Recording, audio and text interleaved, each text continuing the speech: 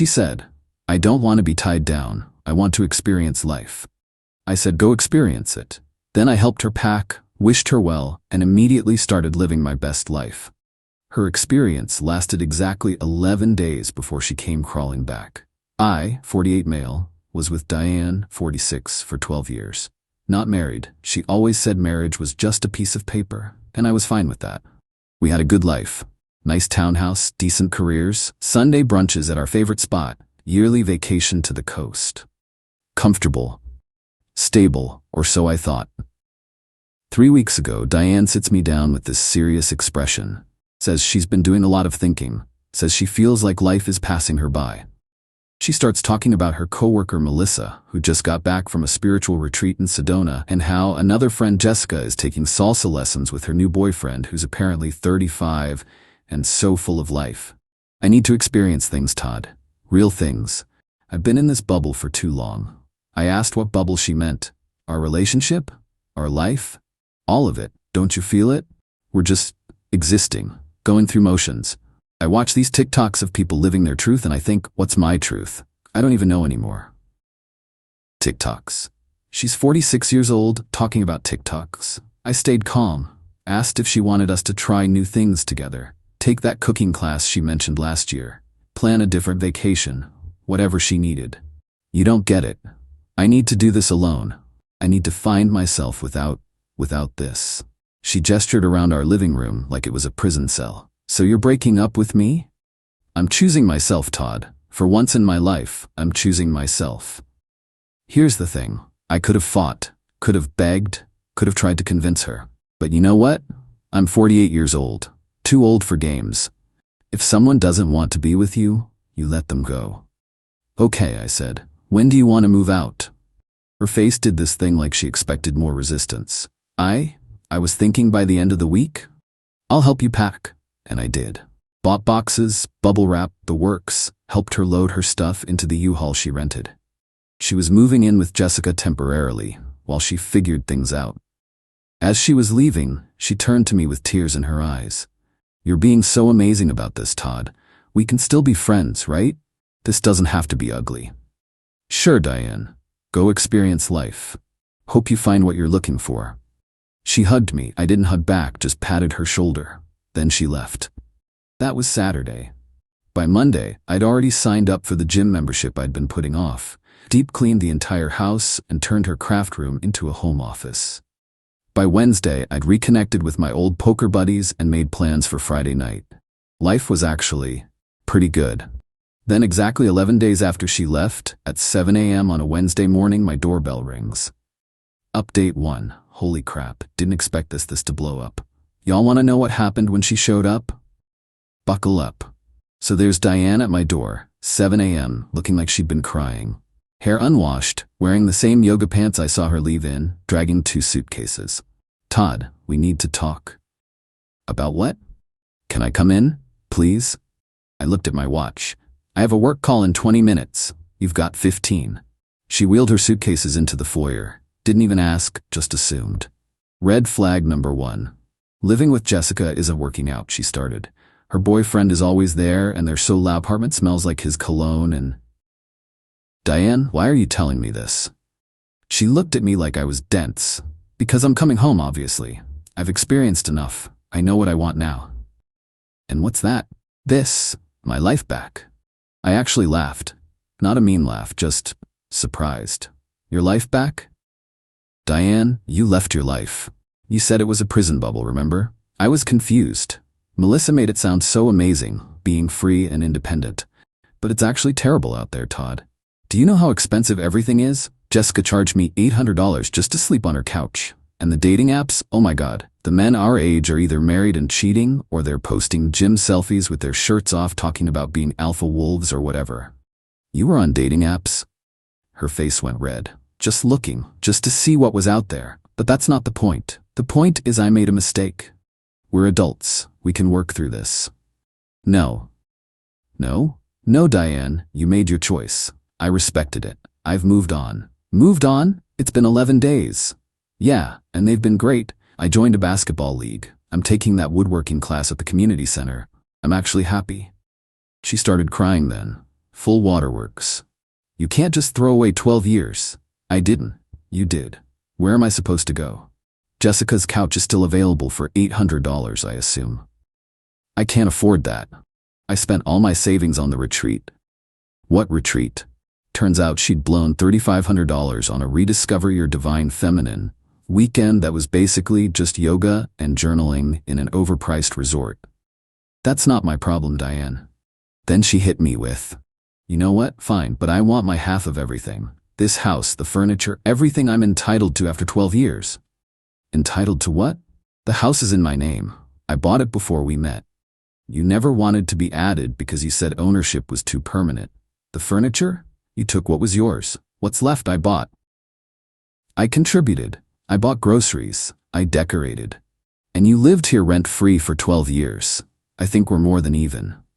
She went ballistic. Started screaming about how I was financially abusing her, how she'd tell everyone what a monster I was, how her friend's cousin was a lawyer who'd make me pay. I stayed calm. Diane, you need to leave, now. This is my home. Not anymore. You chose yourself, remember? Go do that somewhere else. She grabbed her suitcases and stormed out, but not before saying, you'll regret this, Todd. When you're old and alone, you'll wish you'd taken me back. He would not, in fact, regret this. The real comedy started about 2 hours later. Update 2. You guys are not ready for this circus. So 2 hours after Diane storms out, my phone starts blowing up. Her mom, Gladys, calling me a heartless bastard. Her sister, Nicole, texting that I'm throwing away the best thing that ever happened to me. Her best friend, Melissa, yes, the retreat one, leaving voicemails about how I'm stifling Diane's growth journey. I ignored them all and went to work, but Diane wasn't done. Oh no, she was just getting started. Day 1, post-doorway rejection. She showed up at my office. Security had to escort her out because she was making a scene in the lobby about being a common-law wife. My coworker Kevin was dying laughing. Common-law wife? Didn't she refuse to even put her name on a Christmas card with you because it was too coupley? Day 2. She called my mother, crying about how I'd abandoned her in her time of need. My mom, bless her, said, honey, you abandoned him first. Also, you missed my birthday last year because you said family obligations were toxic to your spirit, so I'm not sure why you're calling me now. Day 3. This is where it gets wild. She started a GoFundMe, help a woman rebuild after financial abuse. She raised $47, and yes, $40 of that was from her mom. But wait, there's more. Day 4. Jessica kicks her out because, plot twist, Diane had been hitting on Jessica's boyfriend. Apparently, she thought he was spiritually aligned with her because he also did yoga. Jessica sent me screenshots of Diane's texts to him. Ryan understands my journey in a way Todd never could. Age is just a number when souls connect. I feel like the universe brought us together for a reason. Ryan's 35, Bitabu, the same age she was mocking when she first mentioned him. So now Diane's staying with her sister Nicole, who has 3 kids under 10.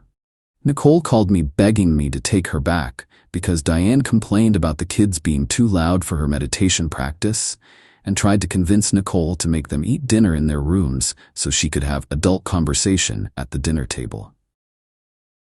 Day 5. The extinction burst. Wait, no, she didn't do that. She did something worse. She signed me up for every single life insurance quote website she could find. My phone and email were getting hammered with, Todd, we've been trying to reach you about your life insurance needs. Petty? Yes. Effective? Also yes. Took me hours to unsubscribe from everything. But then she made the fatal mistake. Day 6. She contacted my ex-girlfriend from college, Rachel, on Facebook, told her I was single and vulnerable, and that Rachel should shoot her shot because I was probably desperate for female attention by now. Rachel screenshotted everything and sent it to me with crying, laughing emojis. Is this the same woman who threw a fit at your company picnic because I commented, nice photo on your LinkedIn picture? Rachel and I had a good laugh. Then Rachel did something beautiful. She posted the screenshots publicly with the caption, when your ex's ex tries to pimp him out because she's mad he won't take her back after she dumped him for experiences. It went mini viral in our city. 1,500 shares. Diane was mortified. Then came the lawyer. Final update. The lawyer showed up yesterday. It was her friend's cousin's roommate, who was a paralegal. Not a lawyer, a paralegal. Douglas, 28, fresh out of community college, showed up in a suit that still had the Jos A. Bank tags tucked in the collar. He handed me a letter, printed on regular paper, not even letterhead, demanding I pay Diane cohabitation support of $2,000 a month for 6 years, half the house's value, and emotional damages of $50,000. I actually invited him in for coffee. Poor kid looked terrified. "Douglas, can I ask you something? Did you Google any of this before you came here?" Diane said she had rights. Did she mention she never paid rent? Never had her name on anything? That she has text messages saying she didn't want to be tied down by shared property? No. Did she mention she left me?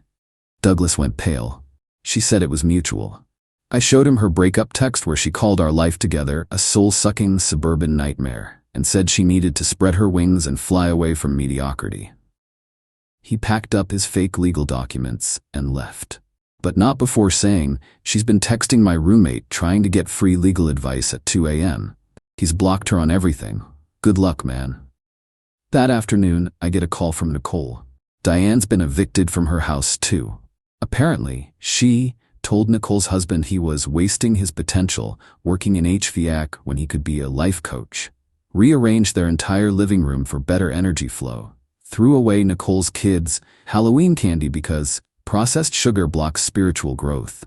Started burning sage at 5 a.m. to cleanse the space. Invited her retreat friends over for a goddess circle without asking. Nicole was done. "Todd, I'm sorry I called you heartless. She's lost it. She keeps talking about how the universe is testing her and Mercury is in microwave or whatever. Retrograde? I don't care what it's in, I want her out." Last I heard, Diane was couch surfing with various retreat friends. Each one kicks her out within 48 hours because she tells them how to optimize their living space, criticizes their food choices, tries to get them to invest in her new business idea, life coaching, obviously. Expects them to drive her everywhere because she sold her car for retreat funds. The beautiful karma? Melissa, the friend who started all this with her retreat stories? She blocked Diane after Diane suggested Melissa's boyfriend was holding her back from her full potential and offered to help her break free for a small coaching fee. Yesterday, I ran into Diane at the grocery store. She was buying ramen and generic brand coffee. Saw me with my cart full of actual food and just stared. "Hey Diane, how's the life experience going?" She looked exhausted. "Todd, you know what? Don't answer that. I hope you find what you're looking for. Really." I meant it, but I also walked away before she could launch into whatever speech she'd been practicing. Got home to find a text from an unknown number. "This is Diane's mom. She's staying with me now, made her get a job at Target. She starts Monday. Thank you for not taking her back.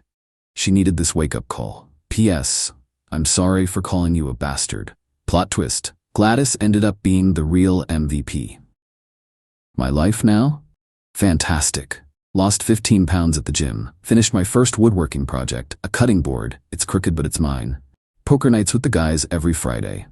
Went on a couple dates with a woman from my basketball league named Andrea, who actually has her life together and doesn't think Mercury controls her destiny. Diane's TikTok, yeah, I looked, sue me, is now full of videos about starting over at 46 and when the universe humbles you. She has 47 followers and her comments are turned off after people kept pointing out the irony of her leaving toxic situation videos. The moral of the story? When someone tells you they don't want to be tied down, untie them completely. Then go live your life while they figure out that freedom without a plan is just expensive homelessness. To everyone saying I should have taken her back, why? So she could leave again the next time Jessica or Melissa had a midlife crisis? Nah, I'm good.